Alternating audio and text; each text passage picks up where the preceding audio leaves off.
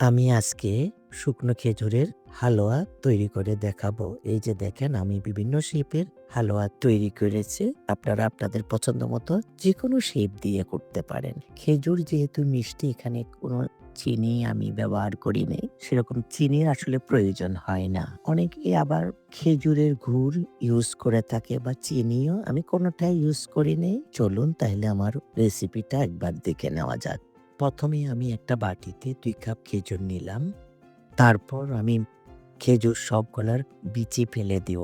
এই বিচি ফেলার পরে পরিষ্কার করে পানি দিয়ে ধুয়ে আমি আরো ২ কাপ পরিষ্কার পানি দিয়ে ভিজিয়ে রাখবো ২ ঘন্টার মতো। তো এখন আমি ব্লেন্ডারের জারে সামান্য পানি দিয়ে ব্লেন্ড করে নেব।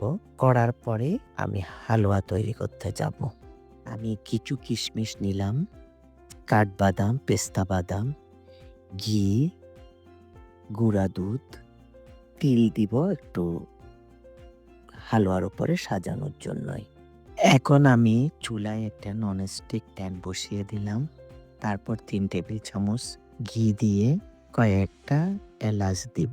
দিয়ে নাড়াচাড়া করতে হবে। নাড়াচাড়া করেই আগে থেকে ব্লেন্ড করা খেজুর এখন ঢেলে দিয়ে নাড়াচাড়া করলাম। নাড়াচাড়া করতে হবে এমনভাবে যাতে তলানি লেগে না যায়। কারণ হালুয়া নাড়তে হয় অনবরত, না হলে লেগে যাবে তলায়। এখন আমি আরেকটা ননস্টিক প্যানের মধ্যে ১ টেবিল চামচ ঘি দিয়ে কাঠবাদাম, পেস্তা বাদাম, কিশমিশ দিয়ে একটু হালকা নাড়াচাড়া করব। নাড়াচাড়া করে আবার এই হালুয়াটা এখানেই ঢেলে দিব। ঢেলে দিয়ে ভালো করে নাড়বো। তারপর এখন গুঁড়ো দুধ দিয়ে দিব। গুঁড়ো দুধ দিয়ে ভালো করে নাড়তে হবে যাতে হালুয়া সুন্দরভাবে নাড়াচাড়ার মধ্যে মিশে যায় দুধটা। এখন নাড়তে নাড়তেই হালুয়া বেশ তৈরি হয়ে আসছে। আমি এখন হালুয়াটা সম্পূর্ণ হয়ে যাওয়ার পর নামিয়ে ফেলবো।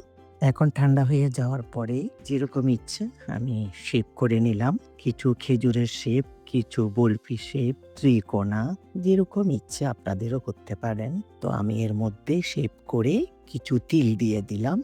দেখতেও ভালো লাগে, সুন্দরের জন্যই। এই হালুয়াটা আপনারা একবার করে দেখতে পারেন।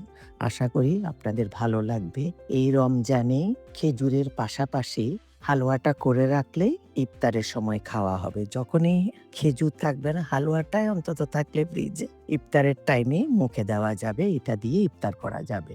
আশা করি আপনাদের ভালো লাগবে। ভালো লাগলে আমার ভিডিওটা আপনারা লাইক, শেয়ার করবেন। ধন্যবাদ সবাইকে।